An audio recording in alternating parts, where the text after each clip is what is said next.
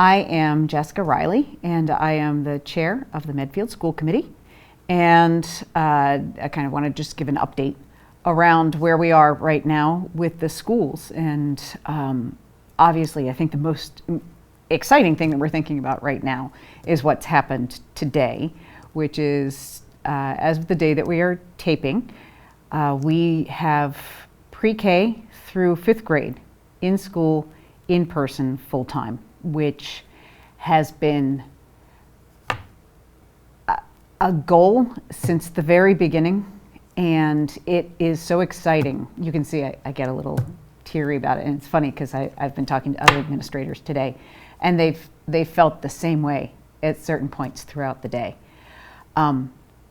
because this feels like not only have we seen the light at the end of the tunnel, but it doesn't seem so far away, and that our kids have a chance to get to the point where all of the supports are in place to be able to get them back. And that has really accelerated in the last few months, in that we've been able to have kind of a more specific regulation and guidance, both from the state and from the federal government. And we have had more resources, both financially and in terms of really specific benchmarks to make, which has made it a lot easier for us to all kind of progress onward to get to our kids being in school full time.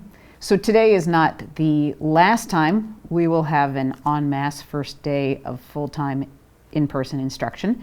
On April 5th, our middle school will go back. So Blake Middle School will go back, grades 6 through 8.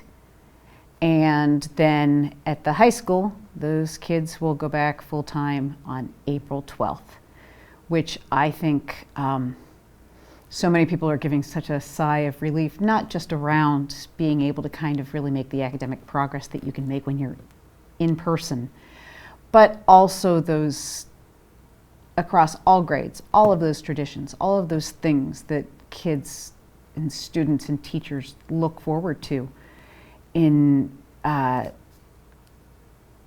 years past that we just haven't been able to do. So there's, it's no surprise that it's also maybe the second or third day of school, and it's a beautiful week, and it just feels so hopeful right now. It's really a great thing.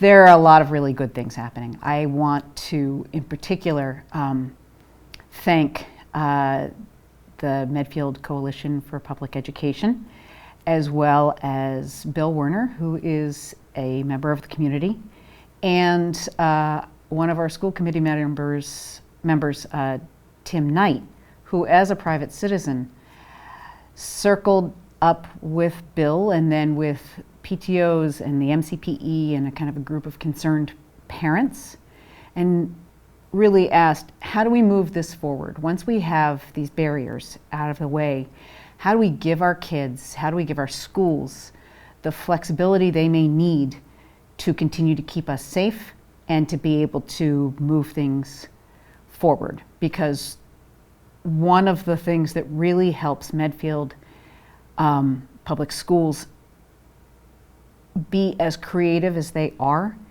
is this ability that we have to be able to tap into funds from the PTO, from MCPE, that gives us the flexibility that doesn't necessarily come with government spending or with kind of government regulation. So we have a really significant grant coming to us from the federal government, but at the same time that is very prescriptive.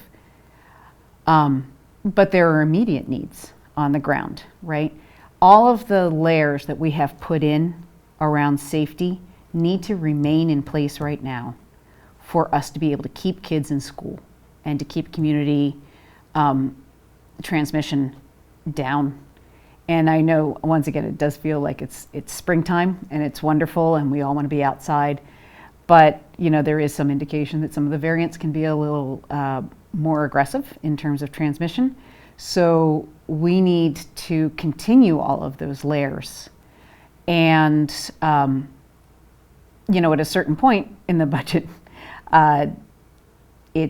we've spent enormous amounts of money on PPE, or personal protective equipment, and sanitation. And the state has paid for us to do the pooled testing, which has been really, really great. But that funding runs out on April 18th, and then we're kind of on our own. And this group of parents and the MCPE and Mr. Warner have really stepped in to say, okay, we're going to raise funds for that. We're going to make sure that you as a district have the ability to keep our kids in school, keep them safe, and also bring some of that Medfield that sometimes I think people feel like they've lost a little bit while we've been so isolated, right? So while we have this time where we're able to come together and all of our kids are come together, let's see if we can come together. So they are calling it One Medfield Onward, and my belief is that they are going to start fundraising for that on March 29th, and it's going to be a quick hit, intensive fund drive for 5 days. And I'm sure everybody in town will know about it. But this allows us to kind of respond flexibly through the end of this year and into the beginning of next year if we need to. As more and more people are vaccinated, but it will be a period of time before our youngest children can be vaccinated. How do we keep things moving forward, moving onward? And how do we stay flexible and make sure that we can focus on educating our kids, meeting their social emotional needs that may need increased help over the next year, maintaining their learning progress, helping them elevate where we need to, you know, and it's going to be a period of assessment. But to my mind, I feel like One Medfield Onward transitions us from seeing the light at the end of the tunnel to understanding exactly where the light is. Like, where is the end of that tunnel, and knowing that we can reach it. It puts it more in our vision. So that's a really exciting thing, and I don't think any of us on the committee could be more thrilled. One of the other initiatives that Dr. Marsden announced at our last school committee meeting in March is that he is going to establish a diversity, equity, and inclusion task force built around the model of the social emotional learning task force that we established about 3 years ago, and has really spread the culture of pushing social emotional learning forward throughout our school district. Integrating social emotional learning into how people practice their teaching, how we respond to kids, where we kind of help them understand their own motivations. And a lot of really positive, concrete things have come out of that. You know, a homework policy that is understandable, generated by parents and staff on the social emotional learning task force, that they then brought to Dr. Marsden and then brought to us, and it was, you know, has been pretty successful, bringing challenge success to the Medfield Public Schools around how we establish a culture of balance for our kids, and any number of other things. I mean, it's almost like you don't see one part of the classroom without seeing the other part now. And I think that given that model has been so successful, one of the other things that Dr. Marsden has seen is, and that we've seen all of us, that there are so many people working on these initiatives from a grassroots level on diversity, equity, and inclusion. And it seems that there are so many people who are so interested in it and understand how important it is, and know that there are community conversations, school-wide conversations that need to happen, that it was time to bring it into one, kind of under one big top, right? so that we are able to, again, make DEI as much a part of the Medfield kind of curriculum and education as social emotional learning is. So that takes time, and these are such great conversations to be having right now. Not everybody is in the same place. Not everybody knows what we even mean by diversity, equity, and inclusion. There's going to be a lot of work that needs to be done and conversations that need to be had about how it's not simply how we think of our own culture, not simply how we think about difference, not simply how we think about other people's culture, but also the institutional messages, the things that we do every day across the board that enable us to either lift up to equity or that keep equity from happening and keep division in our community.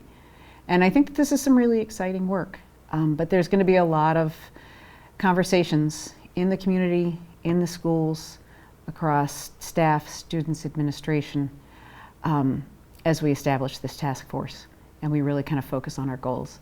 And in speaking to Dr. Marsden, I know that this is something he would like to start kind of thinking about recruiting sooner than later, and certainly sooner than the fall, all right, so that we can really hit the ground running in September. All right.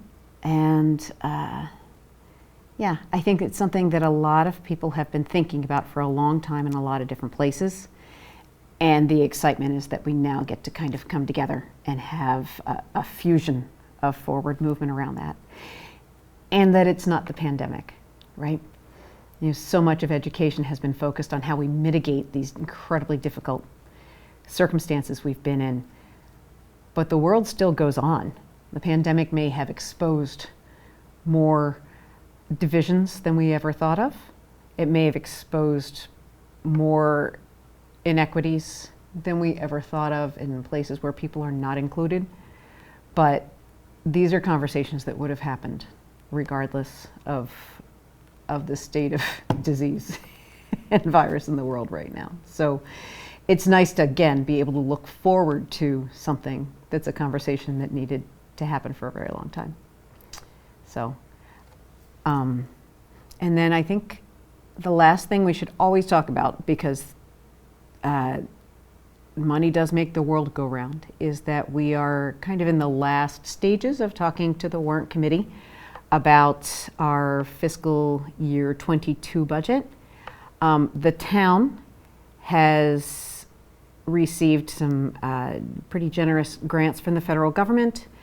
There is a grant that's been awarded to Norfolk County that is specifically targeted towards Medfield, or whatever that share is. And then we have also gotten, the schools have also gotten a certain amount of money. It's estimated as of this weekend, I think, to be, $414,000. However, again, we always talk about flexibility of funding, what that funding can be used for, right?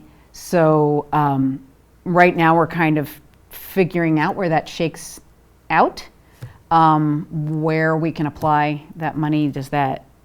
Can we apply that to fiscal year 21, which we're still in, and we're still kind of talking about? This is the fiscal year that never ends, honestly, in terms of how we've been talking about budgets this year.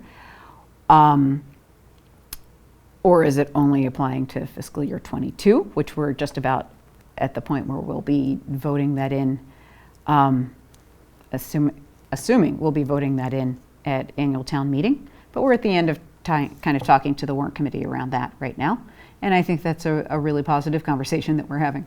Actually, it's very, after so many years of worrying, and this whole year of worrying where we're possibly going to be able to pay for any of these things and what we're going to do and how we're going to make it happen again and again on less and less, there's a lightening of mood. Not that we're in any way invested in kind of blowing kind of our town policies out of the water. We have guidelines around how we're trying to be responsible.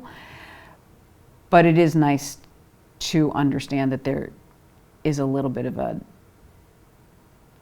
help on the way. You know, sometimes I joke, and I have always joked, that there is no cavalry for Medfield.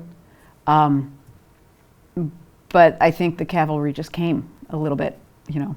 It may not be the cavalry that we understand how to use yet, but it's here. So we're obviously very excited about that, about being able to provide the service that we need to for our kids next year. So thank you very much. Appreciate it. I always enjoy doing this.